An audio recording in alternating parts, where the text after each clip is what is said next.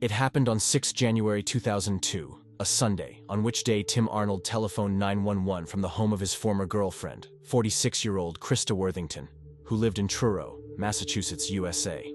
He told the operator, "Please send someone to 50 Depot Road. Christa Worthington is here. I don't know what happened to her. I think she fell or something. I'm pretty sure she's dead." Christa Worthington, a fashion writer, lived in a seaside cottage in Truro with her 2-year-old daughter Ava. She had lived there since 1997, after moving from New York in search of a quieter, more stable life. But a few weeks before that dreadful day, Christa told friends she wanted to move back to New York. She missed the fast pace of her former life and wanted to restart her career so she could make enough money to be able to do whatever she wanted. According to Tim, he stopped by the cottage at 4:30 p.m. on 6 January to return the torch. He lived near her house and had borrowed it from Christa a few days earlier. Tim told police that when he entered the house, he found Christa lying on the floor in the hallway near the kitchen, with her daughter Ava beside her. Physically, she was unharmed. When the police arrived at Christa's house, they confirmed that the woman was dead.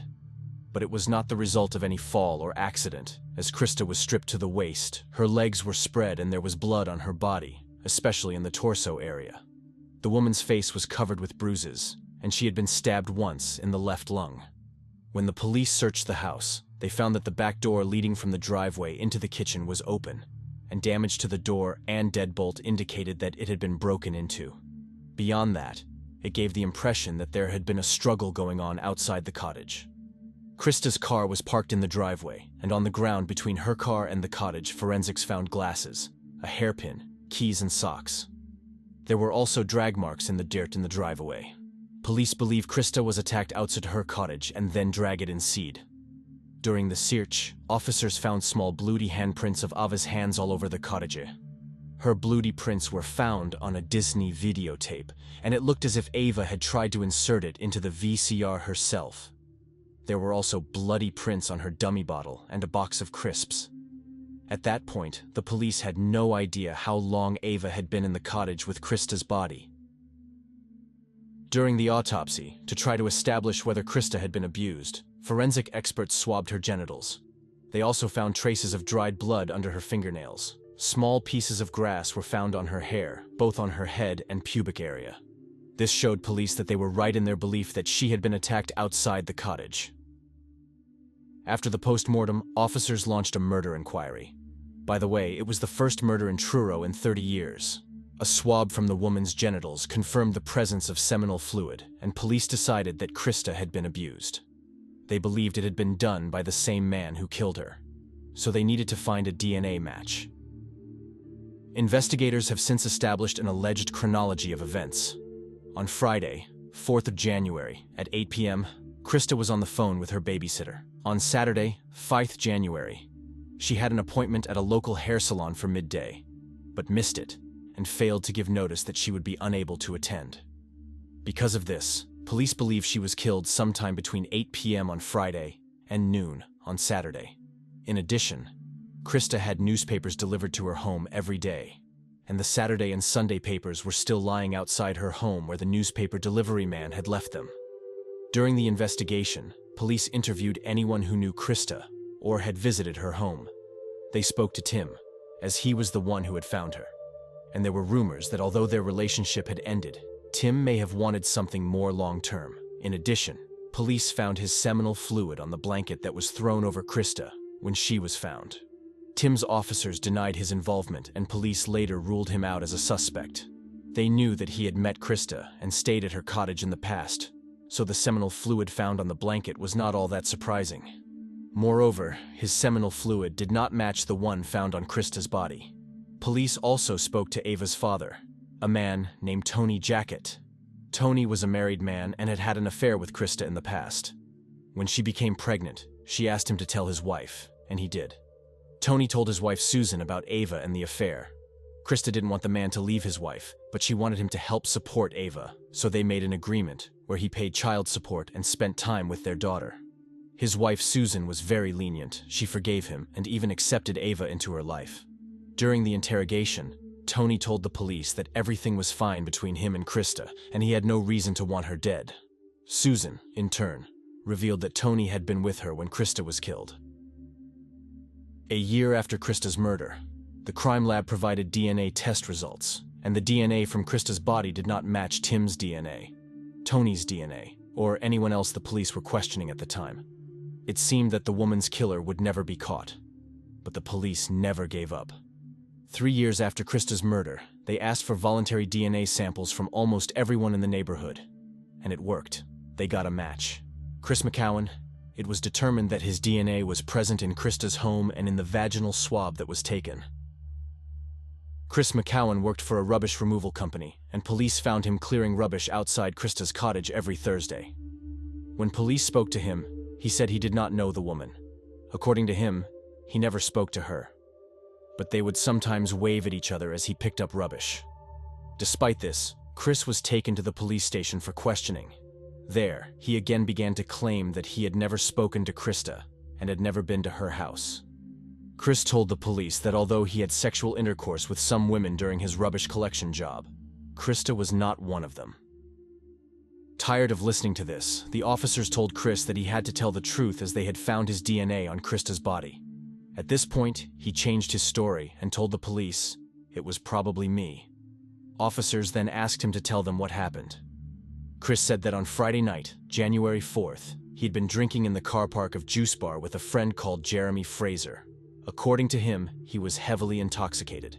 Then, at about 11 p.m., Jeremy drove him to Dennis as Chris wanted to visit the mother of his child. He claimed to have been there between 40 and 60 minutes before returning to Juice's bar. Further questioning led to Christoph saying that he had sexual intercourse with Christa on the night of 4 January, but that it was consensual. When asked how he got to Christa's cottage, Chris told police that Jeremy had taken him there. According to the man, his friend entered the cottage with him. Speaking to police officers further, Chris revealed that the sexual intercourse with Christa took place in the corridor near the kitchen. It is worth noting that this is where Christa's body was later found. However, after a while, the man retracted his words and said that the sexual intercourse took place in the living room. Chris then said that Christa was fine after the intimacy, and he gave her his phone number. But then, when she saw Jeremy going through her things, the woman lost her temper and started shouting at them. Chris continued to give the details of that night to the police, but he gave different versions of what happened after they left the cottage. First, he said Christa followed him outside the house and confronted Jeremy in the driveway, after which he punched her several times. When she ran back into the cottage, Jeremy ran after her inside the house. He punched her several times with his fist. According to Chris, when the assault on the woman was taking place, Chris was in the car the whole time. Jeremy then returned to the car, and Chris told his friend that Christa seemed to be calling the police. At this point, the man said, Jeremy ran back to the cottage and kicked in the front door. He was inside for about 10 minutes, while Chris allegedly stayed in the car the entire time and had no idea what had happened during that time. However, when the police told him that they thought he had not told them everything, he gave them a different version of events. Chris said that he was not in Jeremy's car when he beat up Christa and that he was also involved in the fight. The man admitted to police that he also punched the woman in the face and once in the chest. The blows inflicted by Chris knocked her off balance, and when she fell, she hit her head on the gravel of the driveway. He told police that she hit so hard that he can still hear the sound to this day. Chris then admitted that they did not stop beating Christa viciously after that, and added that they kicked her like a football. After that, he and Jeremy dragged the woman into the cottage. According to Chris, he only had sexual intercourse with her, and then beat her again, but did not kill her. The man blamed his friend, telling police that Jeremy stabbed Christa in the chest with a knife he had taken from her own kitchen. After this account, police asked him what would happen if Jeremy denied this version of events, or if Jeremy had an alibi. Chris was reluctant to answer at first, but then said, "Then it's all on my conscience." When police spoke to Jeremy, he admitted he had been with Chris at Juice Bar on Friday night and drove him to Dennis afterwards. But, according to Jeremy, he then returned to the bar briefly and went to a house party in Eastham with another friend called Sean Mulvey. He said Chris was also at the party, but he drove himself there in a different car. Jeremy then told police that when the party was over, he stayed the night at Sean's house, and Chris went somewhere afterwards. Officers questioned Sean, and he told the same story. The police believed Jeremy, and what's more, his DNA was not found anywhere, not on Christa's body or in her house. After questioning Jeremy, Chris was charged with first-degree murder, aggravated assault, and aggravated burglary. The prosecution alleged that Chris committed the violence, vicious assault, and stabbing of Christa, and that he acted alone. District Attorney Michael O'Keefe told the court that Chris came to the location with the intention of having sexual intercourse with the woman, which was denied, and in a rage he committed violence and killed her. He also noted that the case against the man was based on two vital pieces of evidence: DNA, which proves beyond doubt that Chris had sexual intercourse with Christa, and a statement the accused gave to the police. The prosecutor then put forward an alleged version of events. In his opinion, on Friday night Chris had been out drinking a lot with friends, and at some point wanted to have sexual intercourse. According to this version, the man was not in a relationship with Christa and had never been with her before, but knew she lived in the cottage with only her 2-year-old daughter, and that's why he decided to go to her place. Prosecutor Michael O'Keefe believes Chris went to her home at about 1:30 a.m., committed violence, and severely beat her before stabbing her to death with a knife. The medical examiner testified that the cause of death was a stab wound to Christa's chest. He stated that the knife went straight through Christa's body through and through. The medical examiner also told the jury that the woman suffered contusions to her nose and chest, abrasions to her face, hands, arms, and legs, and an intracranial hemorrhage. The defense, for its part, argued that Chris was an innocent man, and any statements he may or may not have made to the police should be disregarded because he was an uneducated man of low intelligence. According to his lawyers, he simply did not understand what was going on after his arrest. Attorney Bob George told the jury that this man of a race and class of disability like Chris McCowen was an easy target. He also argued that there was not a thorough investigation, and some leads were not followed up, and that some footprints and palm prints went unidentified. Bob also said there was no indication that there had been violence, and any sexual intercourse may well have been consensual. He told the jury that his client's DNA was found because Christa voluntarily had sexual intercourse with Chris, and added that it probably happened on Thursday when his client was picking up rubbish outside her home and it was not an indication that he killed her. Bob believes that Christa was killed by someone else. During closing arguments, the lawyer told the court, "This is based on the assumption, a false assumption, that a 46-year-old wealthy, Asara-educated, world-traveling heiress could not have consensual sex with a dark-skinned, uneducated, disadvantaged rubbish man." Chris, in turn, did not testify in court. The jury deliberated for 5 days, and on the 6th day, the judge announced that one juror would no longer participate. This juror was a woman whose boyfriend had been arrested for an unrelated offense, and in a telephone conversation with him she had criticized the police and talked about bias. So she was dismissed and a new juror was selected. 2 days later, the verdict was guilty. Chris was tried for first-degree murder, aggravated assault, and aggravated burglary. Before sentencing, Chris addressed the court for the first time, saying, "This is a terrible case. I feel very sorry for the victim's family, her daughter, herself.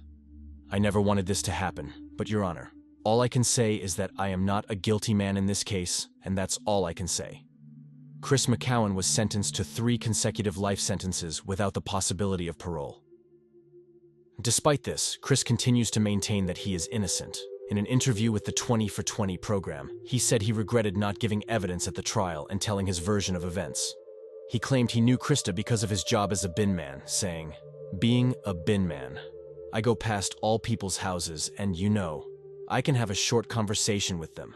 For example, she asked me to come into the house and look at her Christmas tree." According to Chris, Christa wanted him to get rid of her Christmas tree, so he went into her house to look at it. This happened the day before she died. He said it was mutual. They started talking, then kissed, and it ended in intimacy. In an interview, Chris said it only happened once, and to this day he is in jail, continuing to say he did not kill Christa. What do you think of this story? Can Chris McCowen be innocent? Write your opinion in the comments, as well as subscribe to the channel. True Crime Chronicles channel. See you in the next video.